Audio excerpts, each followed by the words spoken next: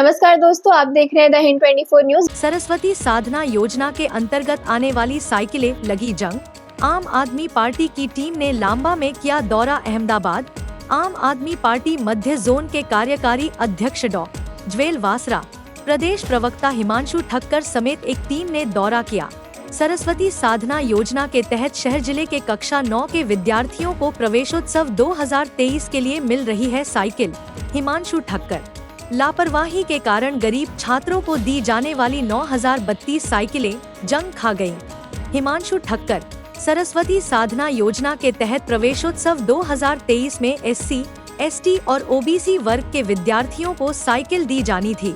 हिमांशु ठक्कर, 5 महीने पहले अहमदाबाद में 9032 साइकिलें खरीदी गईं। केवल 549 छात्रों को साइकिलें दी गईं। हिमांशु ठक्कर, लांबा के पास एक स्कूल मैदान में बची हुई साइकिल गिरकर जंग खा गई। हिमांशु ठक्कर, खेत में झाड़ियां इस कदर उग गई हैं कि अब साइकिल भी नजर नहीं आती। हिमांशु ठक्कर, अधिकांश साइकिलों में जंग लगने के साथ ही टायर के छल्ले और सीटें भी टूट चुकी हैं। हिमांशु ठक्कर, मई तक साइकिल मिलनी थी, लेकिन 5 माह बाद भी लाभुकों को नहीं दी गई। हिमांशु ठक्कर, 15 जिले ऐसे हैं जहां एक भी साइकिल नहीं बांटी गई। हिमांशु ठक्कर, पकड़े जाने के बाद साइकिल अब पेंट और जंग लगी है और छात्रों को देने के लिए तैयार है। हिमांशु ठक्कर, गुजरात सरकार ने દીકરીઓ સાથે અને શિક્ષણ સાથે કેટલો પ્રેમ છે એનો ઉત્તમ નમૂનો આજે અમદાવાદ પાસે આવેલા લાંભા ગામમાં જોવા મળે। આમ આદમી પાર્ટીના કાર્યકારી અધ્યક્ષ ડોક્ટર જ્વેલબેન વસરા, શ્રી ચેતનભાઈ રાવલ, શ્રી વિજયભાઈ અને આખી ટીમ આ વિસ્તારની મુલાકાતે આવે। એક જર્જરિત દેખાતું શાળાનું મકાન અને ખૂબ મોટા પ્રાંગણમાં લગભગ હજારો સાયકલ અહીંયા છેલ્લા 1 વર્ષથી પણ વધારે સમયથી પડી છે। સરસ્વતી સાધના સ્કીમ અંતર્ગત ધોરણ 9માં પ્રવેશતી દીકરીઓને સરકારશ્રી દ્વારા શાળાઓમાં સાયકલ વિતરણ કરવાનું। આ કઈ લાખો કરોડો રૂપિયાની વસ્તુ નથી।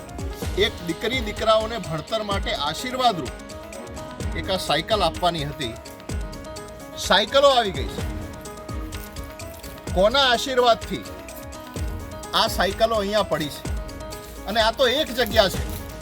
આવી ગુજરાતમાં ક્યાં ક્યાં કેટલી સાયકલો પડી છે? બીજું કે આ સાયકલો ઉપર 2023 લખ્યું છે, તો જો 2023માં આપવાની હતી એ સાયકલો હજી અહીંયા પડી છે, તો 2024નું પણ શૈક્ષણિક વર્ષ ક્યારનું શરૂ થઈ ગયું છે? તો 2023ની સાયકલો હજારોની સંખ્યામાં અહીંયા ધૂળ ખાય છે, કટાય છે, અને 2024ની સાયકલો ક્યાં છે? આમ આદમી પાર્ટી ગુજરાત સરકારને વિનંતી કરે છે કે આ બાબતે યોગ્ય ખુલાસો કરે। આ કોઈ વ્યક્તિગત કોઈ નેતાના દાન ધર્માદાના પૈસાથી આ સાયકલો ખરીદવામાં આવી છે? અને જો ખરેખર ગુજરાત સરકારના પૈસાથી આ સાયકલો ખરીદવામાં આવી હોય તો આ દીકરીઓ સાથે અને ગુજરાતની પ્રજાએ પરસેવાના ટેક્સના પૈસા ભરીને જે આપને આપ્યા છે એમનો વાંક શું?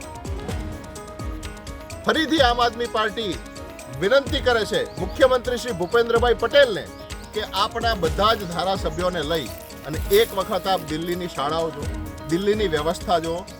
સાયકલ નથી આપી શકતા, શાળાઓ કેવી રીતે સુધરશે? કેવી રીતે ભણશે ગુજરાત? આત્મમંથનનો સમય છે।